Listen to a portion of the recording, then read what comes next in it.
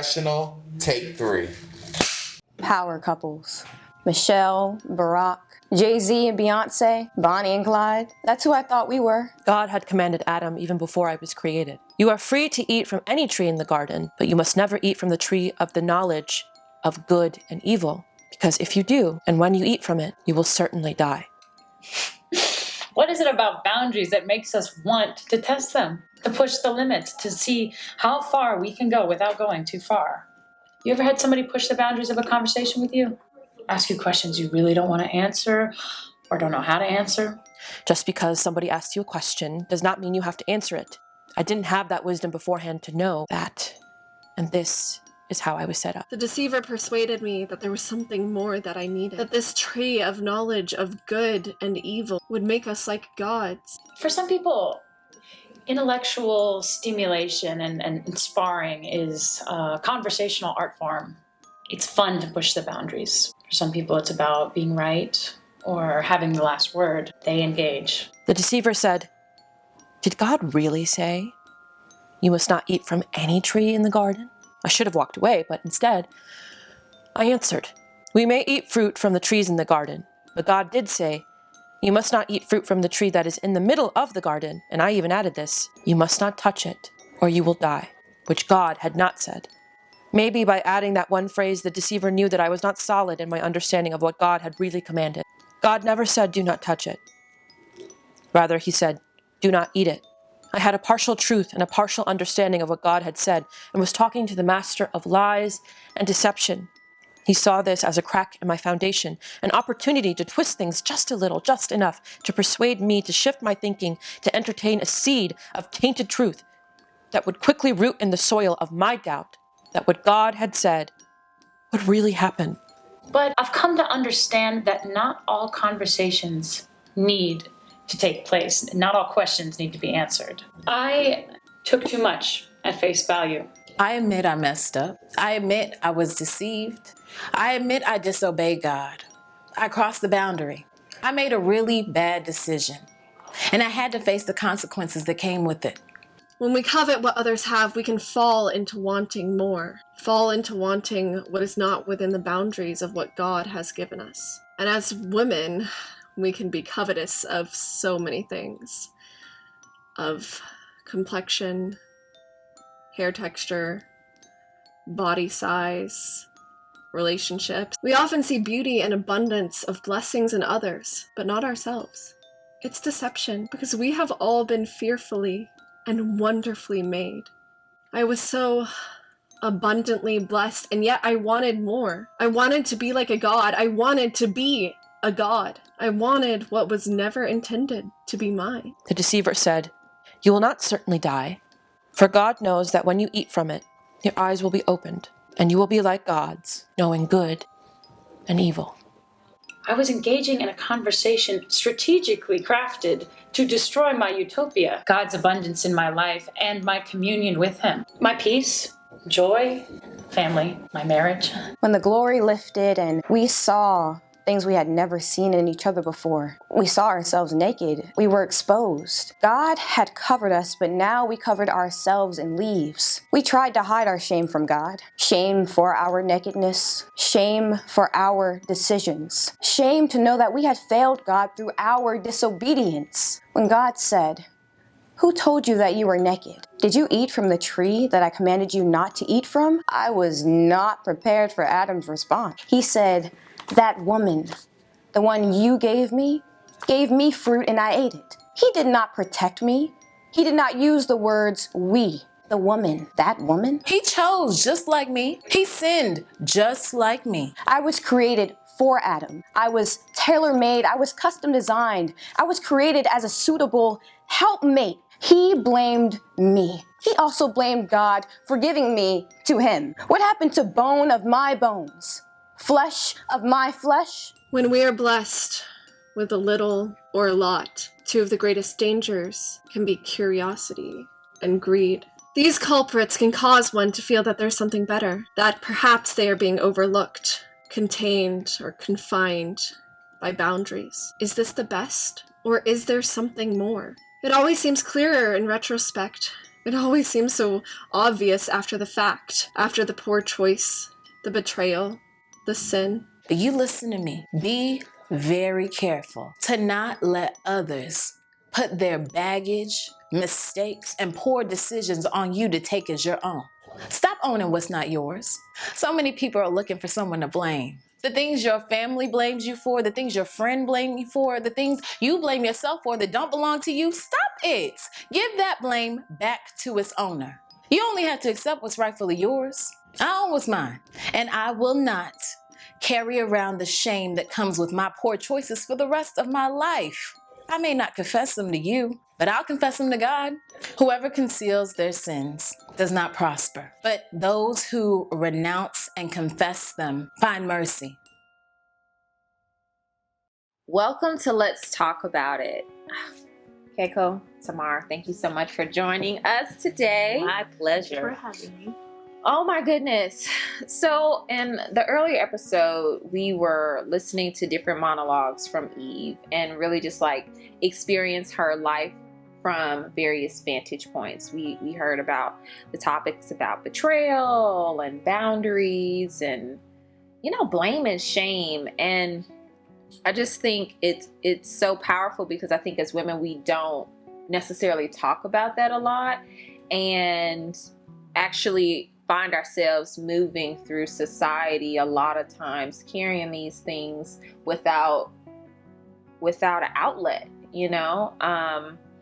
and I'm curious how, has there ever been a moment in you all's life where you felt like you had boundaries crossed or, you made a poor choice and like people couldn't see past that and how did you handle it? I feel like a lot of times sort of like the way that I grew up was not knowing the boundaries or no one told me what boundary is or was.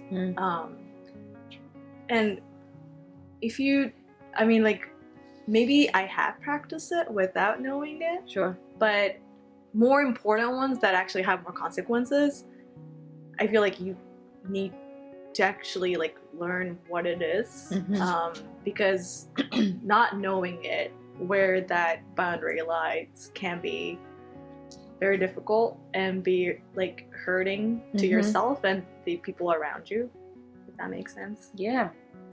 I definitely agree with that. It makes me think about the line from the monologue where Eve is talking about, not every question deserves an answer. And I think sometimes when we are faced, it just makes me think about, like, for example, how like some guys test the boundaries. Like, it's just like, oh, you're so cute. And you're just like, thank you. That's clearly a compliment. And then it's just like, oh, you want to go out for dinner? Okay, sure. Like, so now it's like, okay, you didn't ask for lunch, we asked for dinner. And then I've even noticed some people very subtly will slide in like sexual connotations or sexual things. And I feel like that very much is also kind of testing the boundary, like, oh, is this person interested in that? Like, and I feel like if you're not attuned to it, or if no one has kind of put you on game of like, hey, if somebody's asking you this is what they're implying, then you don't know. And you're just like, oh yeah, sure, whatever. Or you answer the question like, yeah, I've had sex before, or what have you, not realizing that that's opening a door for a later conversation or a later, I'm gonna, maybe place my hand on your leg or something like that. You know what I'm saying? And so I definitely agree. If you don't have people in your life to kind of explain to you, hey, these are some boundaries, as you move through the world, you might want to be aware of, or just guidance, then oftentimes we don't know what those boundaries are until we're in those situations. Right. And I feel like a lot of times when we learn is with the people who have those experiences that, the boundary being crossed, which is sad, right? Like, I don't know, like, I wish for the best world in which that like we don't have to care about these things. Right. But, That would be nice, wouldn't it? right? Yes. But sadly, that's the world we live in. And I think that's why Eve's story is so important. Because if we can bring this to the world and to the community of women and others who are not necessarily women, young girls, especially because we're focusing on women, just to let them know, there are boundaries. And even though you said that, sometimes we don't know boundaries, sometimes we intrinsically know. This does not feel right. This does not sound right. But we as women sometimes feel like we can't speak. If I say that, is that going to make him not call me back? Or if I tell him, I'm not comfortable with you holding my hand, which, it's not a big deal, but I'm just not comfortable with that.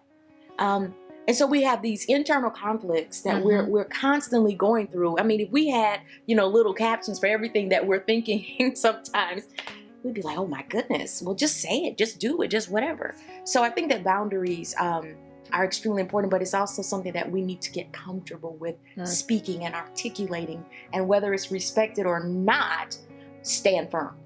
Also, like, believing in what you're feeling. I think that's a lot of things that I have had trouble with, like, kind of growing up, is like, no one told me, or I didn't believe in myself that my feeling was right. Right? Like, okay. Yeah. It wasn't validated, so you were uncertain. You were unsure. And the society or whatever the message is telling me that, like, what you're feeling is not true, or like not right, or is just you're confused, or just like kind of like nudge, or sort of like directing me to be particular person, into particular thinking that just did not feel right. I think that, I don't know, happens to a lot of people that, I don't know, different culture, different people, but yeah. I'm curious to hear your perspective as a parent, specifically, how did you go about imparting or sharing boundaries for your children, having once been a child yourself, and knowing the importance of boundaries from a protection standpoint? When I was growing up, it was, I said so. And if my parents said so, there was no discussion. But a lot of times there wouldn't be the reasoning or the rationale behind the why you don't go past that. And so instead of me always interpreting that as protective, there were times when I felt it was just like almost punishment. Oh, you don't want me to be outside when, after a certain time. Why? What's the big deal? But it was protection. It was love. But sometimes it was conveyed as almost like a punishment. And so it didn't always sit well with me, but I did it out of fear, more so than out of, I know they love me and that's why. So, you know what I'm saying? Just in a general sense, not in every situation growing up. So when my children started coming on the scene, I tried to give them rationale. This is not a good idea because I don't want you to do this because. And, ultimately, you can't keep children from going beyond certain boundaries, because at some point, they're going to do what they're going to do. And I actually had a conversation with one of my children. I will never forget it. And they told me, they said, look, I'm the kind of child that if you tell me not to touch the stove because it's hot, I still have to touch the stove. And I appreciated the candidness of my child at that time, at his tender age, that the curiosity had to be satisfied in order for him to understand that what I said was true. And unfortunately for some people, even with boundaries that are set in love, with reasoning, there is still that, but I have to find out for myself. And even after that, even after the mistakes and the things that you knew were right, but they had to find out for themselves and go beyond the boundaries and push the boundaries, what you need to do as a parent is still say, hey, when you get through doing what you're doing, I'm still going to be here. Because God as Father did that for us. After you go out there and you make your mess ups, your poor decisions, I'm still going to be here. I'm still going to love you. I'm still going to forgive you. Just come home. Sort of like that prodigal son. So that's kind of my take on boundaries. Speaking of boundaries and kind of shifting to that curiosity still being satisfied, how do you all navigate shame?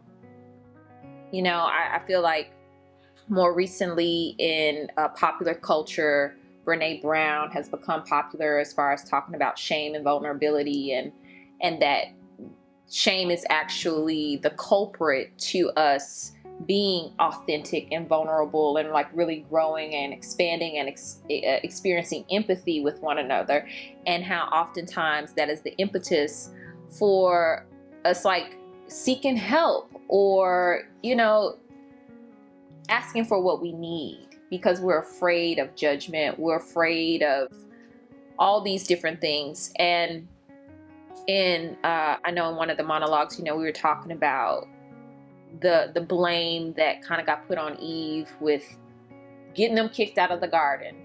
And it's interesting because up until recently, I feel like I had never really heard anyone talk about her as just like she just made a mistake and that she wasn't alone in her mistake. But I feel like when we hear the story, it's always Eve is the reason they got kicked out. Eve is the reason we got child pains. Eve is the reason we got menstrual cramps. Eve, child. Eve, when I see her, I got some words, you know? And it's just like, yes, but also, you know, she was only on the scene, you know, a couple minutes. I mean, not literally, but you know, like, and at what point at what point does she receive grace?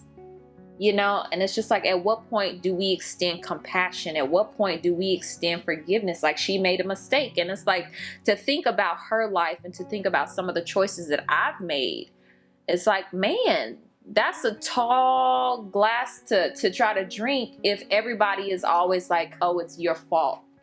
And no one is ever like, you made a mistake and look, we gonna move past it. And even just saying that makes me think about my grandmother, Auntie Tamara's mother, Ernestine D. Smith. She was a bad woman. And, you know, I remember my freshman year of college, I went on a women's retreat, and this woman was sharing how she was in a relationship with an African-American man, and she was of Southeast Asian Indian descent. And she was sharing how she knew that she could never bring him home to her parents. And that the love that she received from her parents in regards to that relationship was conditional.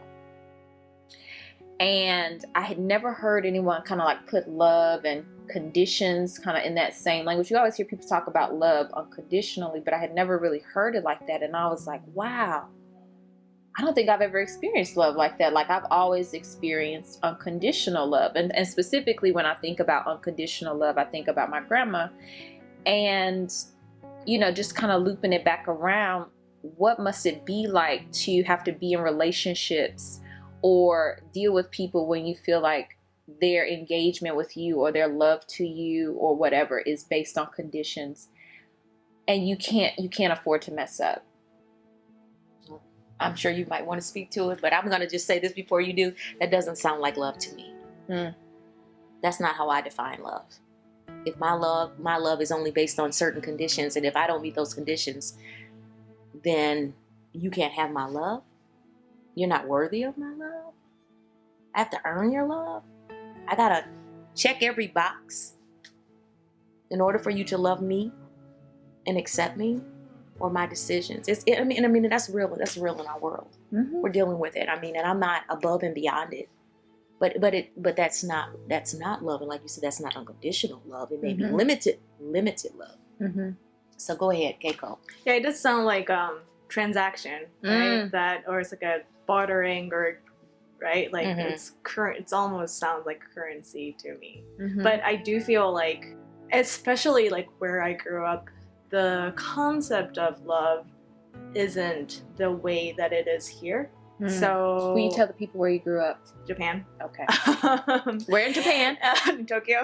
Very good. Okay. But you know, growing up in Tokyo is like a weird experience because, you know, Tokyo, it has much more in common with like New York than countryside of Japan. So it's like it's just that particular experience. But that aside, and also it's very, you know, like America, you know, very like, you know, mass media influenced and a lot of messages. But like, I think the example that you shared is also political, right? And in that kind of way, I think we're in whatever particular political situation, that until we realize it, we don't know that we're in it, right? And then we think, you know, like when, you know, I brought my now husband to first to my parents, you know, it could upset their worldview, right? Because if he's not in the particular checkbox, and I'm sure I know for a fact that they actually did look him up, and then that all he actually checked all of the checkboxes, or most of them. Yeah. Right. Okay. I don't know if he, my parents were expecting someone who was not Japanese, but I don't know. I can never tell because my parents also have lived here for a while, so they know. They've lived here in the States. Yeah. Okay. So, but I don't know what their expectations are.